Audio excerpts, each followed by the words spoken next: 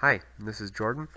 We're going to, in this video, be running through Libero, Smart Design, and all the way through flashing a board. So, let's get started.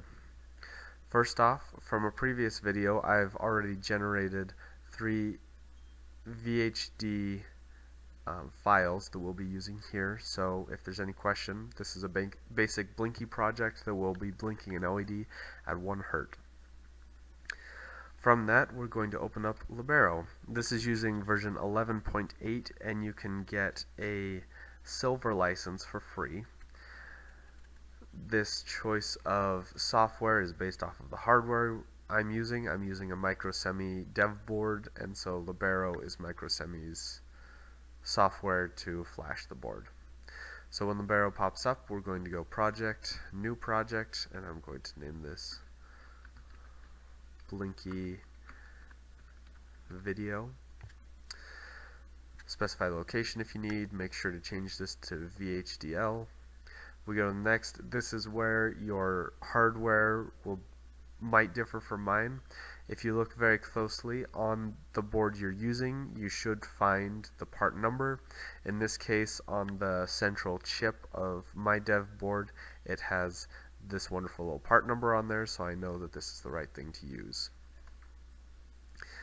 Come into device settings. I'm using the 2.5 volt. I'm not entirely sure if that is 100% needed. I'm still learning this, but this is the setting I'm using, and it works. We don't need a design template.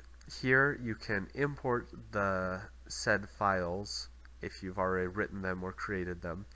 In this case, I'm not going to. I'm going to show you where to import it later, and if you have any constraints, but I don't have any yet. So finish. You can choose either classic constraint or enhanced constraint. This video is going to show the enhanced constraint, which is easier, but if you use classic constraint, it's going to look a little different. So choose enhanced, and it'll pop up with our project. Then from here, we'll want to go in and have a new smart design.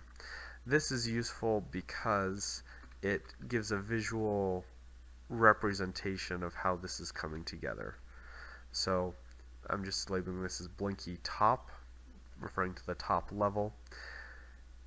And this is our GUI that we can drag things onto, and we'll be able to show things connecting.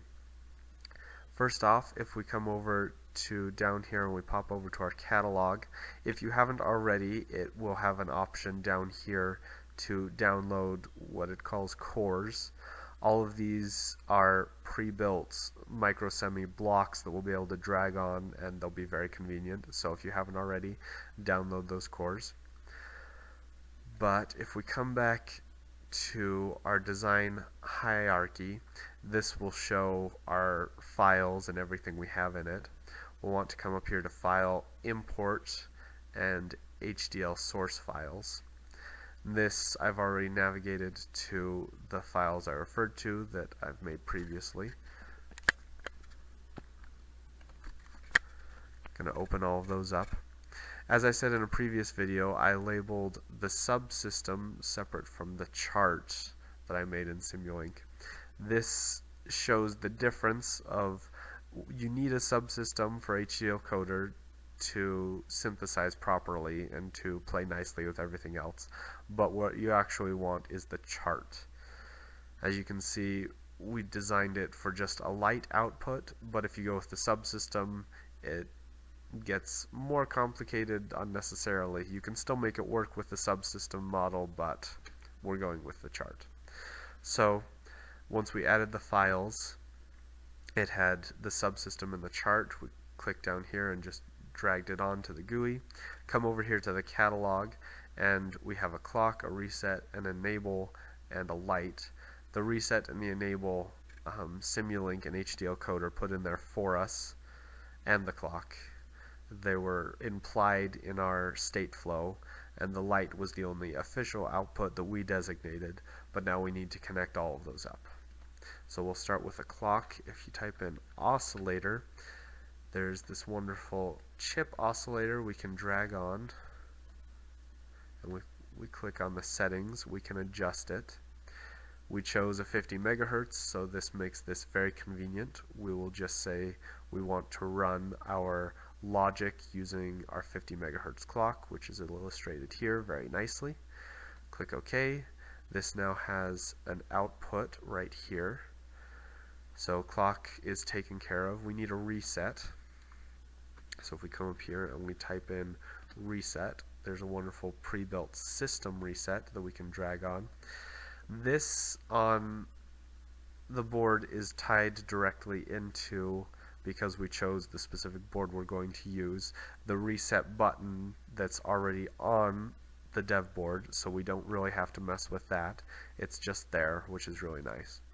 And then for this case, the enable, we are going to connect this clock up to here, and we're going to connect this reset to here. But for the enable, if you right click on it, we're going to tie this high just because we want this LED to always be showing on.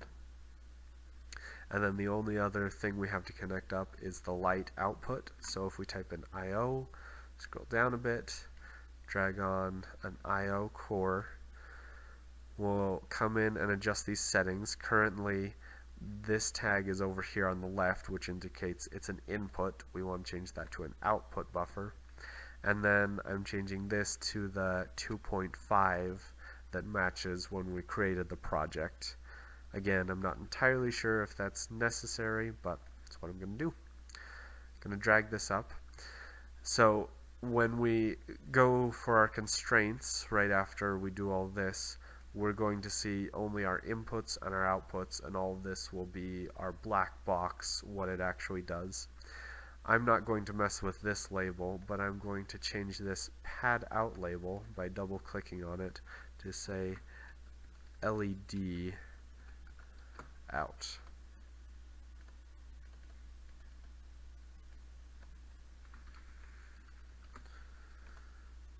Yay. Just LED, that works fine. In this case, it will be very obvious that this is our output and this is our input when we get to later, but as designs get more complex, it's a good idea to make sure you label things so you can keep track of things. So now that we have our visual representation of what we want up in all of our parts, we need to connect these outputs to these inputs. There are two main ways. You can go into the connection mode, which is just click here, it connects them, life is good. The other option is the quick connect, which brings up a window that shows you all of the connections possible. So if we want to connect our reset here to our reset here, we find our system reset output, which is right here, and then we find our reset to our blinky simple chart, reset. We right click and we hit connect, and it connected them up great. So either way, whatever works for you.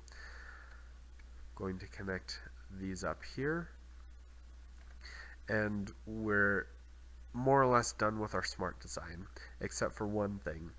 This system reset, as it is inverted from what we want. So right now it will only work if we press and hold the reset button, which isn't what I want. So instead of being how this is, I'm going to right click again, and I'm going to invert this. This inversion will make the reset button operate how most people intuitively think reset buttons work. So make sure to include that reset, otherwise the board won't show a thing and you'll be disappointed. Once you're done with your top level design, you come up and click the generate component, the little barrel in the top left. This will take this visualization and make it a single entity that we'll be able to work with.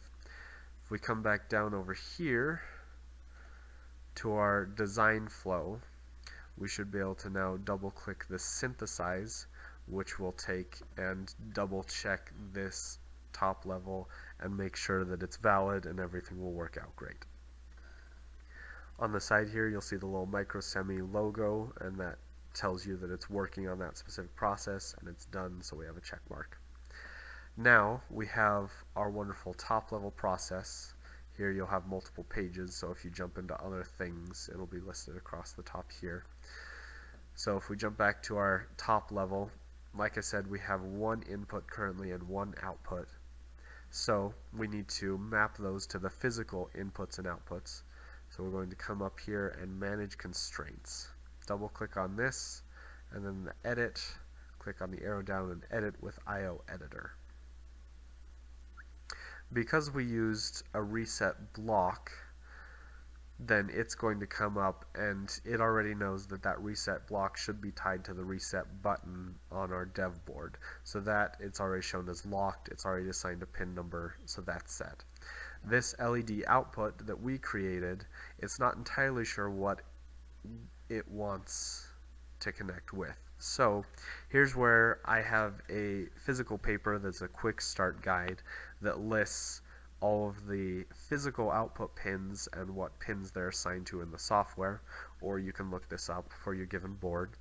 So I know that the LED1 green is mapped to pin J16.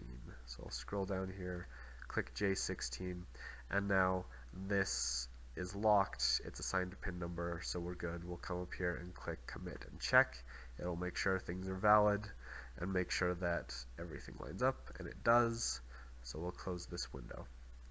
So now that it's synthesized and we have constraints, we can do place and route, which will take the combination of that synthesis and the IO definitions we've just given and connect everything and make it all work. Up through the end of place and route, you don't actually need to connect up your board to your computer. Up till this point, it's all been internal to the computer, and we're prepping so that we'll be able to flash the board. But after place and route is done, we'll want to connect up our, in my case, my dev board with my USB cable to my computer, and then we will actually flash the board.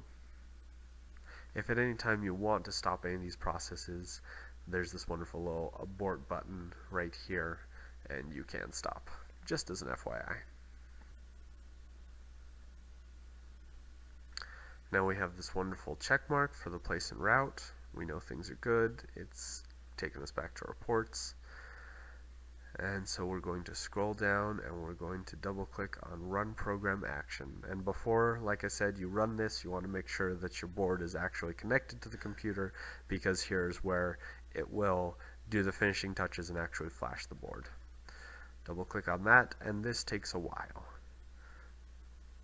So while this is going, I'm going to set up the camera to visually show the board from this webcam I'm using, and as it gets close to finishing, we'll see the LED flash.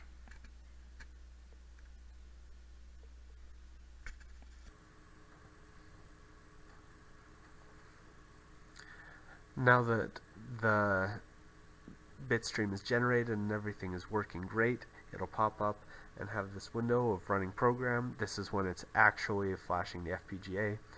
And like I said, here is the camera to show my dev board that's currently being flashed, and this LED right here should blink green as soon as this running program action window goes away.